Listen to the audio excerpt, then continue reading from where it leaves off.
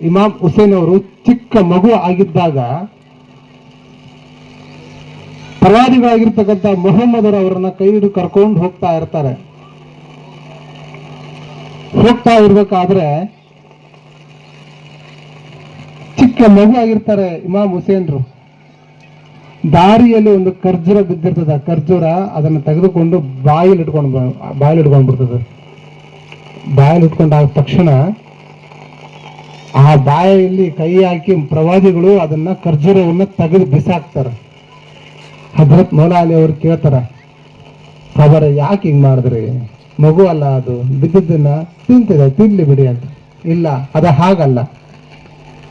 ಆ ಖರ್ಜೂರ ಇಲ್ಲಿ ಯಾರು ಬಿಡಿಸ್ಕೊಂಡು ಹೋಗಿದ್ದಾರೆ ಗೊತ್ತಿಲ್ಲ ನಮಗೆ. ಅದು ಸತ್ಯದಿಂದ ಬಂದಿರೋದು ಅಥವಾ ಅಸತ್ಯದಿಂದ ಬಂದಿರೋದು, ಅದು ಯಾವ ಕಾರಣಕ್ಕಾಗಿ ಅಲ್ಲಿ ಬಿದ್ದಿದೆ ಗೊತ್ತಿಲ್ಲ. ಹಾಗಾಗಿ ಅದು ನಮ್ಮದಲ್ಲ. ದುಡಿಮೆ ಇಲ್ಲದೆ ಬಂದಿರತಕ್ಕಂಥದ್ದನ್ನ ಯಾವತ್ತೂ ಕೂಡ ನಾವು ಸೇವನೆ ಮಾಡಬಾರ್ದು, ನಾವು ತಗೋಬಾರ್ದು ಅಂತ ಹೇಳಿ ಆ ಮಗುವಿನ ಬಾಯಲ್ಲಿರ್ತಕ್ಕಂಥ ಖರ್ಜೂರನ ತೆಗೆದು ಬಿಸಾಕದೆ ಅಂತ ಹೇಳ್ತಾರೆ. ಅಂತಹವರ ಕೈಯಾಗ ಆಡಿ ಬೆಳೆದಿರ್ತಕ್ಕಂಥ ಇಮಾಮ್ ಹುಸೇನ್ ರವರು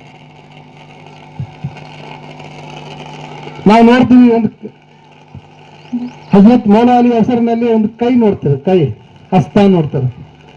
ಯಾಕ ಅವರ ಗುರುತಿನಲ್ಲಿ ಹಸ್ತವನ್ನ ಯಾಕೆ ಪೂಜೆ ಮಾಡ್ತೀವಿ ಅಂತಂದ್ರ ಅವ್ರು ಬದುಕಿದಾಗ ಹೇಳ್ತಿದ್ರಂತ, ಯಾವತ್ತೂ ಕೂಡ ಸತ್ಯಕ್ಕಾಗಿ ನನ್ನ ಜನ್ಮವನ್ನ ಕೊಡುತ್ತೇನೆ ಹೊರತು ನಾನು ಕೈ ಕೊಡೋದಿಲ್ಲ ಅಂತ. ನನ್ನ ಸತ್ಯಕ್ಕಾಗಿ ನನ್ನ ಜನ್ಮವನ್ನ ಕೊಡುತ್ತೇನೆ ಹೊರತು ನಾನು ಯಾರಿಗೂ ಕೈ ಕೊಡೋದಿಲ್ಲ ಅಂತೇಳಿ ಅದಕ್ಕೆ ಕೈ ಮೇಲೆತ್ತಾರೆ ಅವರು. ತಾವು ಮುಳುಗಿದ್ರು ಕೂಡ ಕೈ ಮೇಲೆತ್ತಾರೆ ಅವ್ರು, ನಾನು ಇದ್ದೇನೆ ಅಂತೇಳಿ.